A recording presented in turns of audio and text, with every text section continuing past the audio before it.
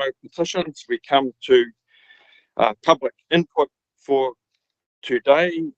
We had 5 requests received, 3 accepted and 2 declined. Reasons for declining with respect of the applications from Lisa Prago and Gail Bordock was that the topic of Great North Road, which appeared to a certain extent had been considered and decided, and also there was a legal opinion sought, not by me as it turned out, but by our administration there, that said that some of the concerns that were raised with respect of Auckland Transport and Bike Auckland might more appropriately be dealt with Auckland Transport Board, but certainly I'll be looking to discuss the matter with the submitters, and in light of our role as oversight, I'm sure Auckland Transport will deal with that, but we will revisit that if required. So that being the case, we go to the first item today, one I'm particularly looking forward to. We have Nick Albrecht and Catherine Sanford from Ubco Bikes, and there's bikes you might recognise as being the ones that are advertised on TV, and I'll call Nick and Catherine to the chair, and hopefully at some point Sam or someone might be able to get a visual of the bike. It will appear in the presentation, but we've actually got one sitting up here on level 26 that a couple of councillors have been tried out. So welcome Nick and Catherine, and I think our presentation should be online. I can see it coming up there. Away you go. Thanks, Mr. Chairman. Good to be back here. This is quite an exciting presentation, and hopefully there's something here with UPCO and Auckland Council and Auckland Transport working together going forward. Hey, I just want to introduce Catherine, who I'm sure won't mind me saying has come from quite a dramatic morning where she was staying at the Mervynpick Hotel when all the events unfolded this morning. So Catherine, you're gonna do this. Morena, everyone. Thank you for welcoming us here today, Mr. Chairman and councillors. UPCO is an electric vehicle company that was founded in New Zealand in 2015 and is based in Tauranga. We produce an electric motorcycle, and we've brought one along here for you all to see today. We're pretty excited to have a product that grabs some attention and is great to sort of have in the room with us. Our bikes are lightweight, they're really easy to ride and suitable for people of any age, stage or experience, and so it's quite delightful to meet with someone who's never ridden a motorcycle before, who jumps on it and within a few minutes is merrily riding around. It's a moped classified vehicle, and it requires only a licence to ride. Can't travel on the motorways, but it is able to access bus lanes. And I think overall, a category of vehicles that's been overlooked. It sits between scooters and bicycles and the car, and that's something that we want to talk about today. It's easily rechargeable. It's just a 3-pin plug into the wall, so it doesn't require any particular infrastructure. And there's lots and lots of ways that you can accessorise it to make it useful for commuting, but all sorts of other use cases as well. From a safety standpoint, it's low speed, top speed of 50 k's, but we're also able to control that speed to 30 kilometres an hour, and fits with a lot of the 30 kilometre an hour zones that are popping up around not only Auckland but other centres in New Zealand. It's got more presence than a bicycle, but it's equally as manoeuvrable. So as you can see, with just its physical presence, it's significantly larger, a lot more easy to see on the road. The average e-bike's rated to 45 kilometres an hour without the features that this particular vehicle has, and so there's not a lot of difference there. Super stable, low centre of gravity, and easy to control with the electronic throttle. We've got more than 5,000 bikes in the market, a lot of those in New Zealand, but in lots of other countries around the world now. And we have 0 DSI, so a really, really high safety rating or record at this stage. From a clicker, here we go. From a climate change and addressing decarbonisation perspective, we're sort of front and centre there, more energy efficient than a car. Designed from day one for disassembly, so the idea of recycling refurbishment is something that we've really considered from day one. All the materials, with the exception of the seat, can be recycled today, so we've got a bit of work to do to get rid of that big chunk of foam sitting on the top. But other than that, we've got a pretty good setup now from a sustainability standpoint. We're finding that it's definitely refurbishable after a pretty high duty location. So something like Domino's, you might have seen them delivering pizza around the city. You know, we can take a bike that's done 45 to 50,000 kilometres over 3 or 4 years and put that into a secondary use case where someone might be using it for short distance commuting or you know, just at the weekends for a bit of fun. We're working on cobalt-free battery technology now, and so I'm really considerate of the environmental impact of our product. We have a great commercial track record. Here's a couple of examples. Domino's probably the most visible one, but I did want to note that we have bikes in Auckland Council already. There's 6 of them working in and around the parks in Taparanui, Wendell-Holme, Te Papakanga, Waitawa and Amberley Park, and the feedback from the users of those vehicles is extremely positive. There's a number of other use cases in and around Auckland as well. From a support standpoint, we've got Denny, our man in a van here in Auckland. Hopefully I haven't clicked too far. He is servicing the corporate vehicles, including Domino's. There's about 50 or so in Auckland now, and as we add more to that city fleet, we'll add more of those direct support resources. We've also got 5 dealers, servicing dealers across the city, and then backed up by our global support team that's based at our Mount Maunganui headquarters. So I really wanted to encourage you to think about a future where the park and ride stations that are going in and around Auckland are supported by a range of transport modes, including all of the micromobility options. We sit somewhere in between. People have more time to do their work because they're able to move around when they want to and need to, and we see productivity gains. A number of our staff are using our bike now to commute to work, and they're saving up to 60% in some instances of the time that they would spend in their car stuck in traffic. Parking areas can potentially be smaller because of the significantly lower footprint, and often you'll only have one person in a fleet vehicle, a 4-wheel car. Here we can have a number of people moving around, taking up the same amount of space. We really want to be able to provide people with a range of transport choices, and for this category of vehicle, the moped, to be one of them. So if we think about saving money and helping the environment, here we have an image of a MG ZS electric vehicle. We take up the same amount of space, or a 1/6 of the space of one of those vehicles, and we're about a 1/6 of the cost on a one-to-one sort of vehicle consideration. So there's an opportunity there to have a significant impact on the city's fleet. What we'd like to do is work with Auckland City to really demonstrate as our largest city leadership in this space, and offer a range of multimodal options. We are proposing to run moped days for staff at both Auckland Transport and Auckland Council, because we feel that ensuring staff awareness and comfort with this particular class of vehicle is going to assist in bringing others into the fold. So we'd really like to work with Council and Auckland Transport in order to achieve that.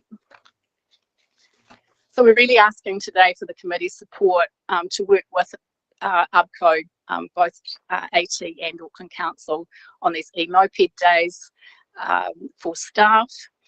That would involve a sort of a formal presentation along with Domino's delivering pizzas for lunch, and then some test rides and a bit of fun for the teams. We'd like to investigate the potential for UBCO to provide our e-moped vehicle into the Auckland Council and CCO fleets, and then we'd like to run in conjunction with Auckland Transport some public events at the park and rides in and around the city. We see the first of those potentially being Albany, where we have the opportunity really to support the need to get cars off State Highway 1. We're not able to use our vehicle on that motorway, but we're very capable of getting people from their homes to the park and rides and onto public transport. We think there's a great opportunity there. We really would like to thank you for the opportunity to present today and look forward to taking this journey with you. Thank you very much, Catherine, for a very interesting presentation there. I'm sure you have no trouble with the Albany Ward councillors supporting that proposition. So I'll open up to some questions now. Councillor Darby. Thanks, Chair, and thanks, Catherine. Thanks, Dick. Welcome along. I've been following your company for a couple of years now, and I was very impressed by the display I saw at Field Days just a month or so ago. I had to exit the pavilion, otherwise I would have been reaching for more wallet.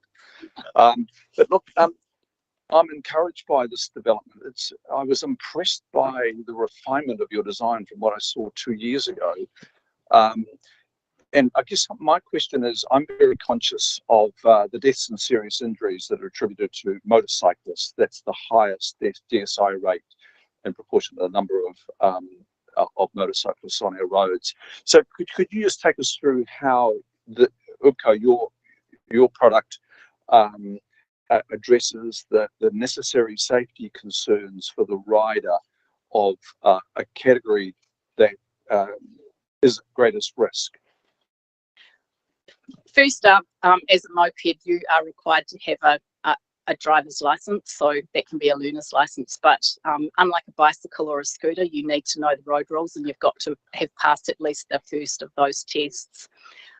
You're wearing a significantly stronger helmet than you would be on a bicycle, and in the case of scooters, it's not regulated to require the user to use a helmet at all.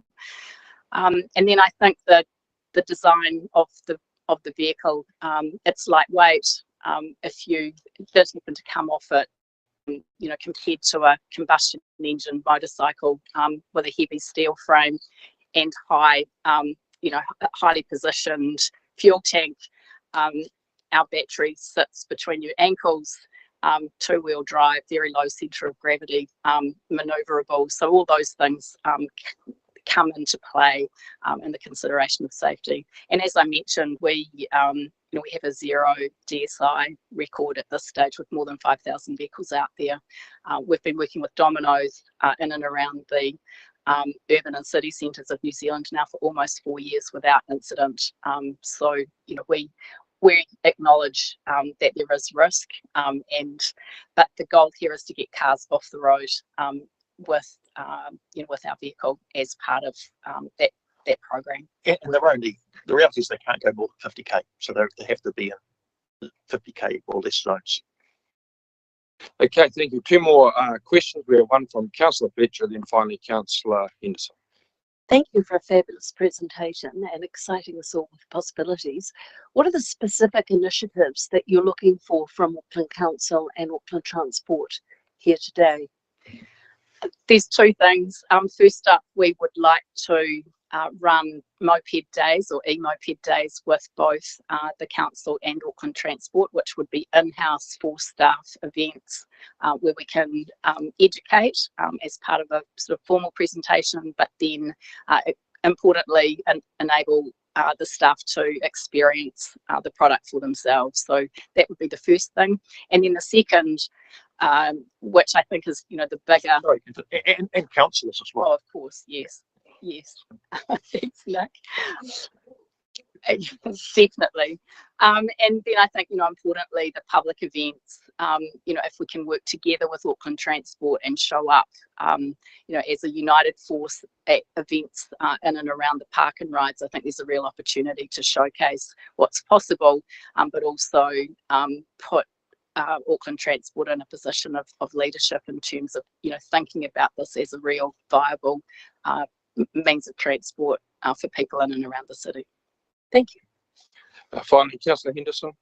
Yeah, Councillor Fletcher stole one of my questions, but the minor one I still have. As you guys may know, I'm a big fan of e-scooters, take it in all the time, and I think they're the most wonderful invention in the history of the world.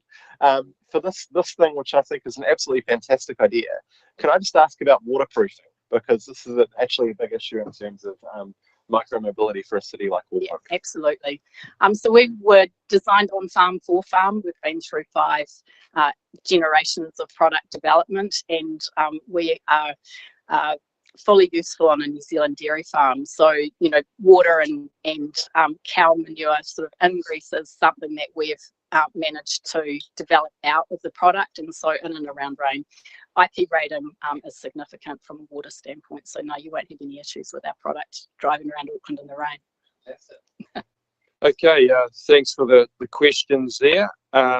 We have a motion on the screen to thank Nick and Catherine for this wonderful presentation today, and to agree to share the presentation and their 3 requests to the appropriate personnel within Auckland Transport and Auckland Council. So those requests will be passed on. We have moved Councillor Fletcher, seconded Councillor Henderson. All those in favour? Aye. Against? Carried.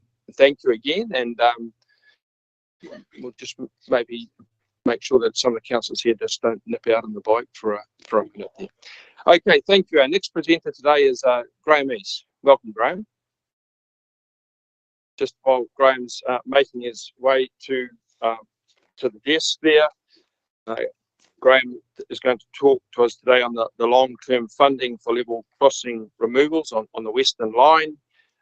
You have 5 minutes, Graham, as per usual. We'll maybe ring a bell close to that mark if required, to just give you an indication. Yeah. Right. Okay. Thank you very much for seeing me today. Now, I have presented in previous years, but there's been quite a change in personnel around the table. There are some councillors who are newish and some who are brand new. I've been on the case for level crossing removal for 19 years. And for most of those years, it was very frustrating, because although everyone agreed that there was a need to deal with the problem, there was 0 funding available. There was no commitment to actually invest, and you can't do level crossing removal without funds. Until eventually the second iteration of the ATAP included, the first iteration referred to level crossings, but there was no committed funding. But the second iteration did, to the extent of $220 million, which was very gratifying, and it meant we could get on with it. 2 years later, we're still waiting, and I'm told as of yesterday that it could be another 2 years before we see delivery. But the Takanini Strait is going to happen. So anyway, coming to the presentation, most of this presentation was actually presented to this committee, or its previous version, the Transport Committee of 2015, by Auckland Transport.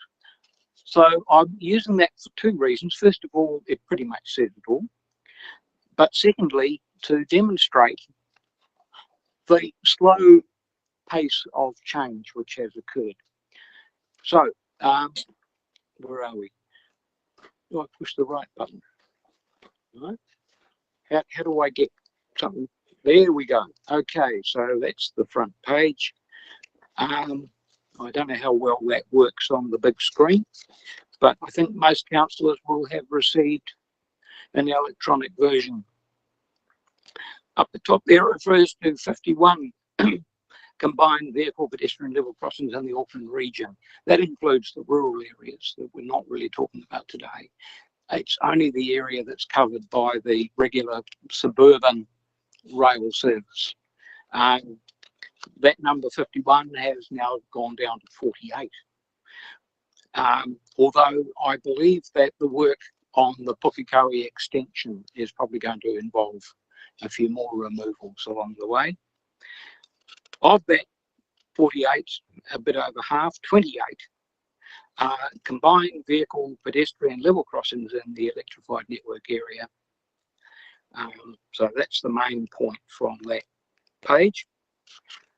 Hang on, we seem to have skipped a page.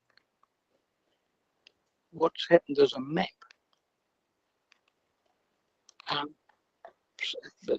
This is weird. So there is a map in there somewhere. It's not with us today. Okay, so impact of train. Actually, the sequence is all over the shop. I do not know what's happened. This is slide 7 that we now see. That's what I was looking for. Okay, so that is a map which was prepared 8 years ago, at the time when we just had a start date on the electrification, which involved not only the rolling stock but also erecting the quaternary system and creating a service centre and various other things. So that was $500 million roughly to do all of that. And on this chart, you'll see that they distinguish between the yellow and the red. That's to do with the height above the. Some of them have got a lower height than others. That's not terribly relevant to the point. So of the various crossings there, I've added a little box down the bottom because Sarawia Street was actually done in 2018. That was urgent because it's the busiest level crossing in the country, and the barriers were down more than they were up. That's how busy it is, 62% of the time, based on 20, 15, 16 timetables. And Porters Avenue and Normanby Road have been closed consequent on the creation of the new Mangawhau station. So moving on, I don't know what's happening now. I've seen crossings in the electrified area.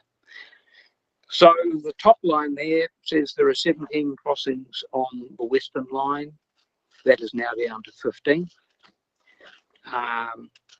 The south, although the number is unchanged, there is work afoot to close or replace or remove all level crossings on the southern line within the next, say, 2 years. It was called CRL Day 1. I'm calling it CRL Day 400, but we will get there. So basically, the western line, the southern line is either done or there is committed funding to do it. So there will be no level crossings on the southern line in, say, 2 years' time. But the western line, apart from the 2 that were removed to build the new Mangawhau station, is still very much alive and well, and that means someone travelling in from, say, Henderson is spending 5 minutes longer on the train than they need to, because things have to slow down a bit because of the level crossings, particularly those that are close to a road intersection. There's a page here on prioritisation. I'll leave you to read that. The sequence is all over the show. So that's some of the criteria that are used to decide which crossings are going to be done. And I'll just leave that. Impact of train frequencies. I've referred already to Sarawia Street, which is the bottom row. It was 62%, but now they've closed that one altogether by building the Cowie Street Bridge. Um, I'm going to run out of time. The previous speaker had 10 minutes, so can I just beg another couple of minutes? Already had about 7-2, Graham. So if you could just wind it up, would appreciate that. Okay. So the high priority crossings, I've highlighted the bottom line. Consideration to be given to removing high priority crossings over the next 10 years. That was 8 years ago. So we are well behind that sort of timetable, and there is some urgency. So what I'm really here to do today is to review up just a little bit as you go into the long-term plan discussions, which I understand are at a very early stage. You've only had some high-level briefings, and as I understand, nothing in particular on the level crossings. So there is one piece of good news. The 220 million that was allocated to the southern crossings, contrary to some rumours that the budget has blown out, they reckon they can do that for $70 million. So that means there's money in the kitty to start work on the Western Line. This is all subject to preparing business cases and all the other processes that they have to go through. But on the face of it, we've got some money in hand to make a start on the Western Line once that can be recommitted. But over the next 10 years, if we're going to aim to eliminate all the level crossings, then we are going to need some more money. I'm not going to suggest an actual dollar amount. You will no doubt have discussions with your advisors in the coming months.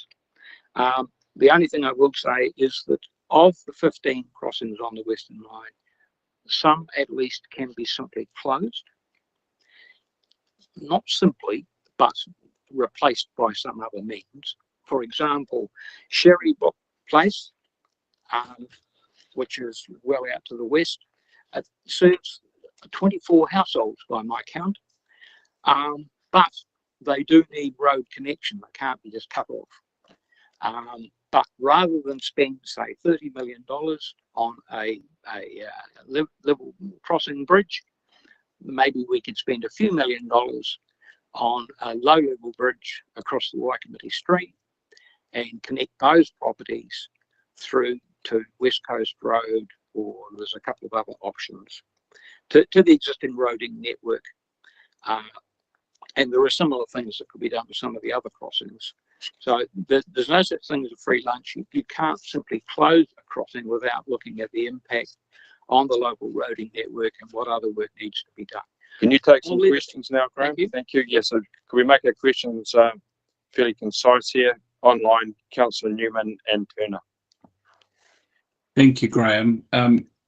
Been lobbying on the grade separation of the South for some time, but can I just ask, where were you advised of the figure of 70 million that you indicated would be sufficient to complete the grade separations at those locations in the South?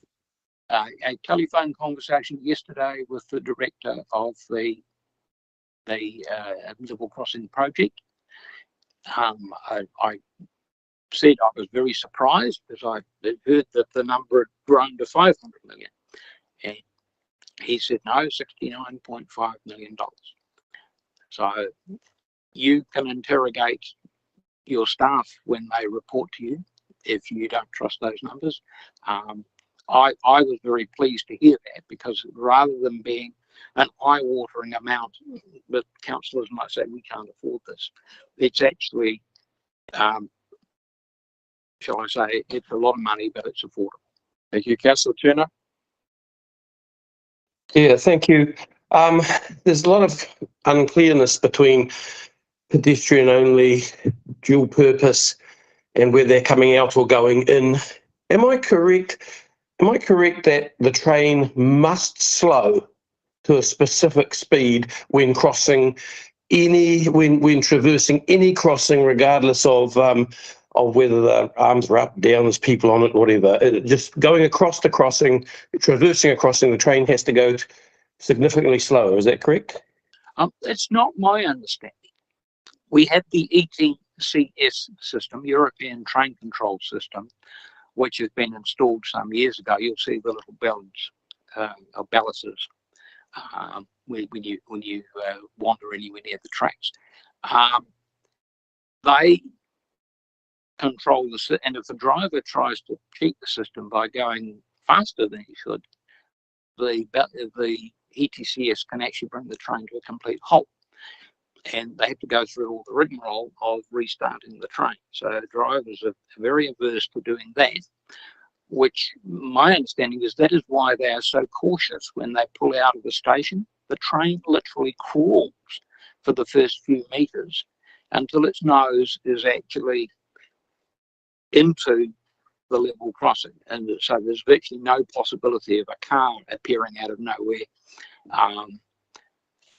Thank you. All I'm trying to drill down on is whether all these changes to the, are focusing just on the rail efficiency. Not that I'm against an efficient rail system, but it is only part of our transport system, and I'm just trying to work out where the prioritization lies. But thank you. Yep. That's good. Thank you. Can I answer that? Well, And so it's not just about the train efficiency, it's about the road efficiency.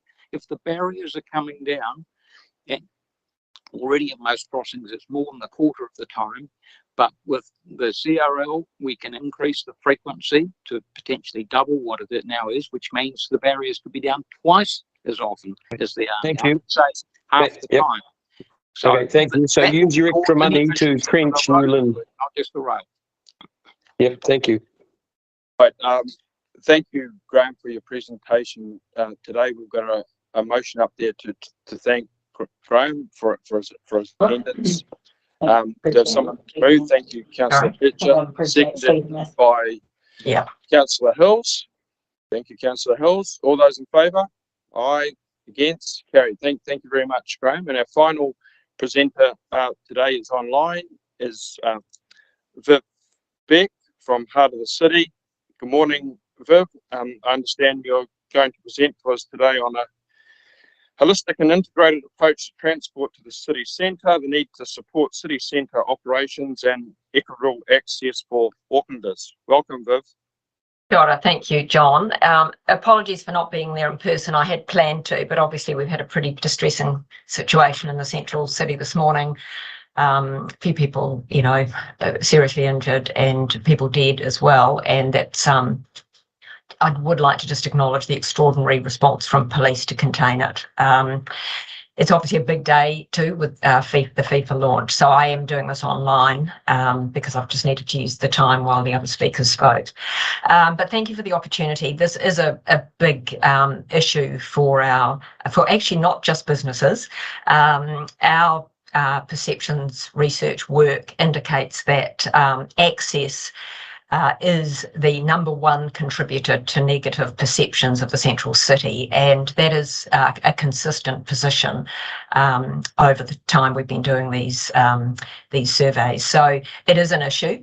The other thing that I want to say by way of introductory comment is that access for all Aucklanders is important, and even by 2031 it is projected that 58% of Aucklanders will still be outside of a 45-minute public transport commute to the central city. That's even once the City Rail link is in, and it's obviously not taking account of any other new projects that might come online, but that's the status as it is now. And we do have people in many areas that you represent that do need to come into the central city for work and other reasons, and not all of them have access to good public transport. So that's why I wanted to take the time to present to you today, and I will try and be brief.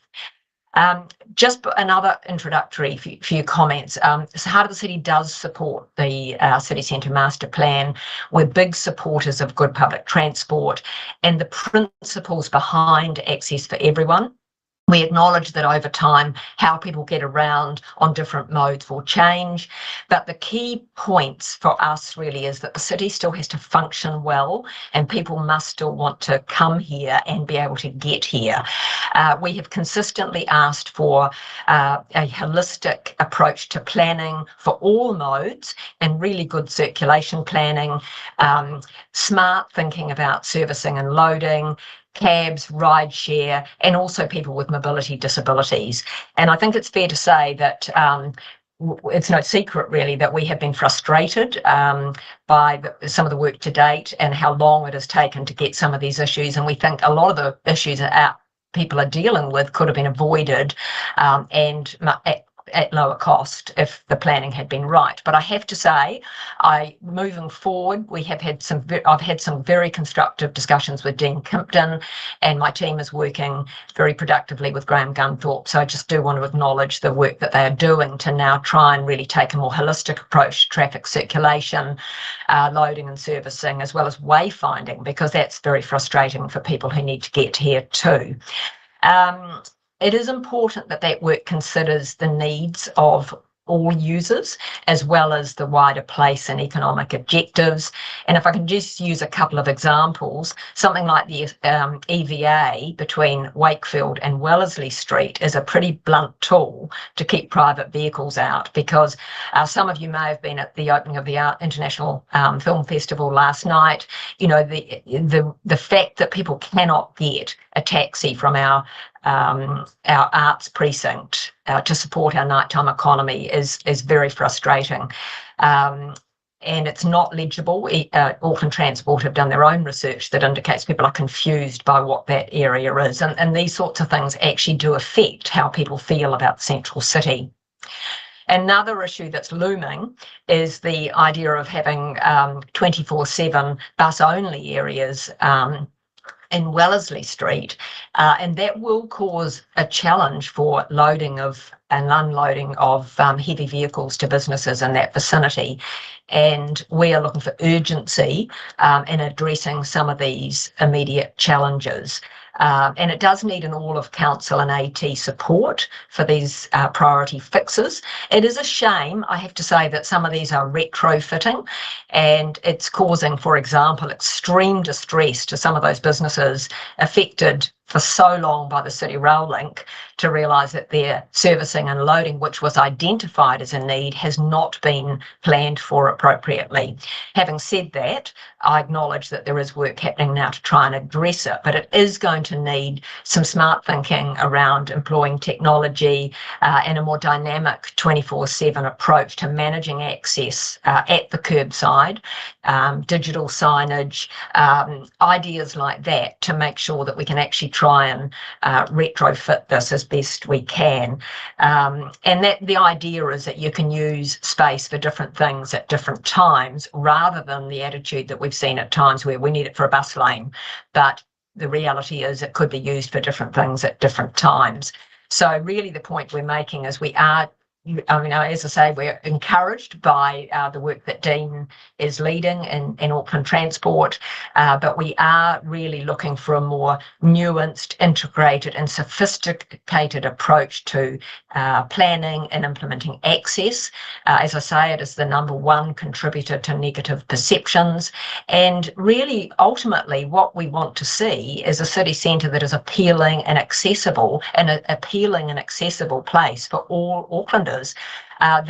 It is changing. It will change over the coming years with the City Rail Link. We're big supporters of the project and what it will unlock in terms of changing access to the central city. But the work that happens in the meantime is vital, and we ask for urgency and support for this work to make sure it works for all users. So that's my quick overview, John. I hope I've done that within my time. Yes, thank you, Viv. Right on the button there. A very succinct presentation. Thank you. Now, councillors, do we have any questions for Viv? We have one from Councillor Darby. Hey Viv, good to see you last night just before that amazing movie, Anatomy of a Fall. It was a stunner at the film festival. Hey, look, I take your points, Viv. Can you just give us a sense of how important reducing emissions is for for you, your organisation, and the city centre? Absolutely. I mean, we have been big supporters of the move to electric buses. And as I say, we support the principles of access for everyone. The big issue we've had is just the implementation and making sure that the planning is holistic for all modes. So no, we do see them as being important. Thank you for that question, Councillor Darby. Do we have anyone online there? Yes, we'll just have a final question. I think, was that you, Councillor Lee? Yeah, yes, Mr. Chairman. If I may ask a question of Viv. Yes, certainly, Councillor Lee. Go ahead. Good morning, Viv. I recently had a briefing about the latest plans for the central city from Panuku and AT, and it appears that AT is essentially leading the process because they're very much, obviously, transport oriented. What is I take on board your concerns about the forthcoming closure of Wellesley Street to private vehicles, and I hear what you say about what has happened to, for instance, the art precinct because of the closure of Queen Street between Wakefield and Wellesley Street. I am still trying to get the coherence behind why you would close off part of Queen Street for private vehicles. But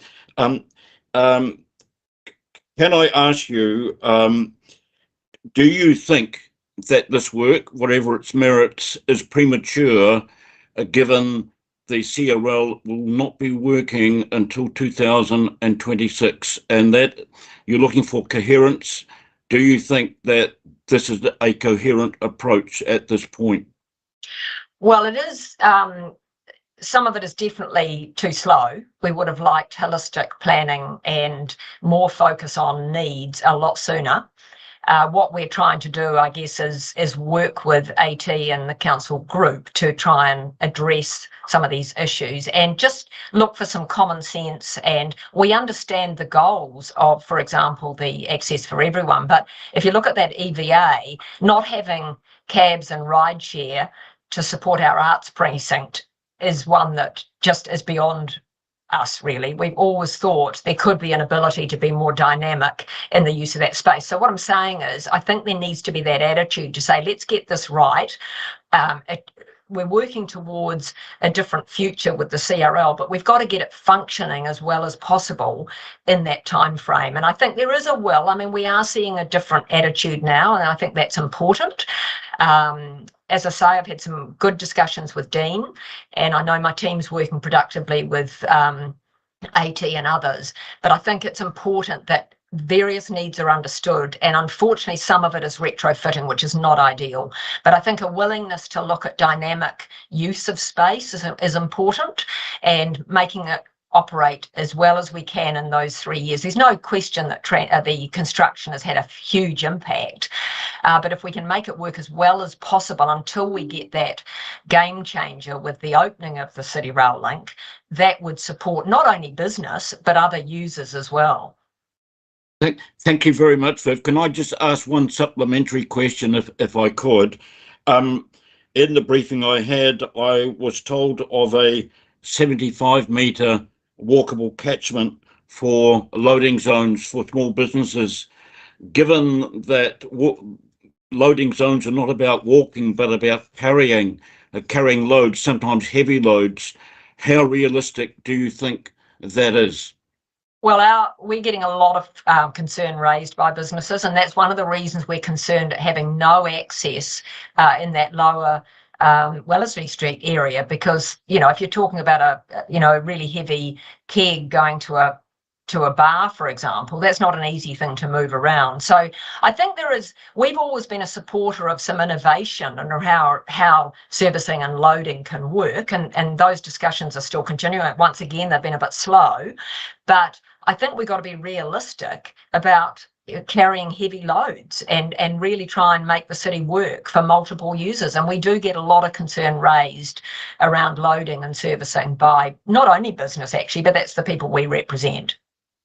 Thank you very much, Viv. I think Heart of the City and yourself have always been fair and reasonable, and we just need all the parties involved to be equally as fair and reasonable and logical as yourself. Thank you. Thank you. Final question, Councillor Walker.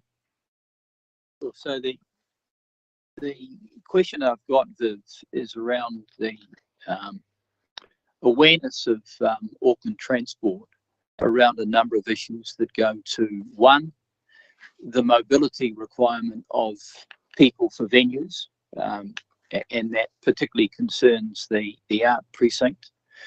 The mobility requirements of the businesses as it goes to loading, unloading, the various types of goods that are involved, and so on.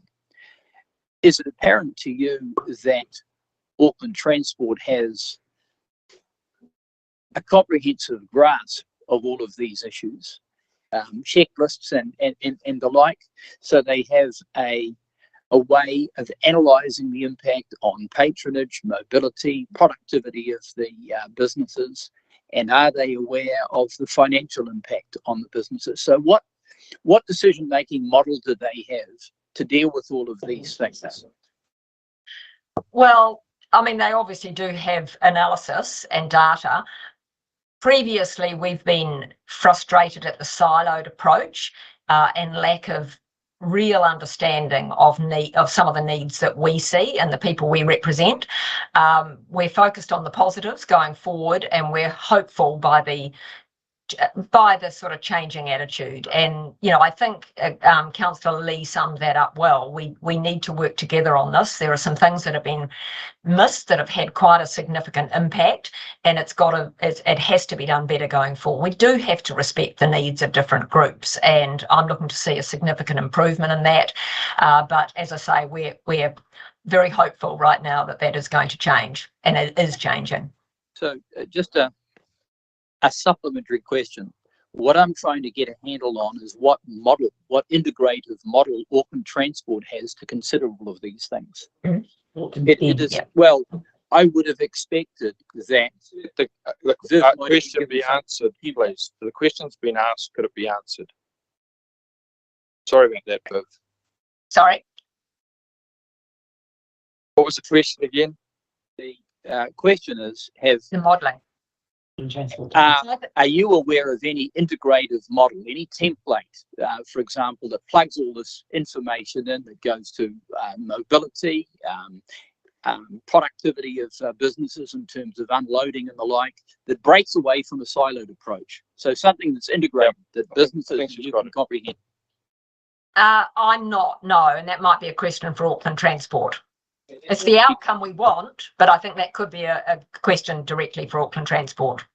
Thank you very much, Viv. Thank you for your presentation. We have a motion on the screen to receive the input and thank Viv. Councillor Fletcher has moved that. Do we have someone to second it, please? Happy to second. All those in favour? Aye, against? No. Thank you, Viv. Thank you. And thank you to all our presenters today. Again, another very interesting and informative series of presentations. Now, ladies and gentlemen, I just have to adjourn the meeting for 5 minutes. You'll understand that the kind of change of organisation today has prompted a few logistical challenges, so we'll be taking just 5 minutes to get that in train before we proceed with the agenda proper. So Duncan, it's now, what is it, 11:05, so we'll resume at 11:10. Thank you.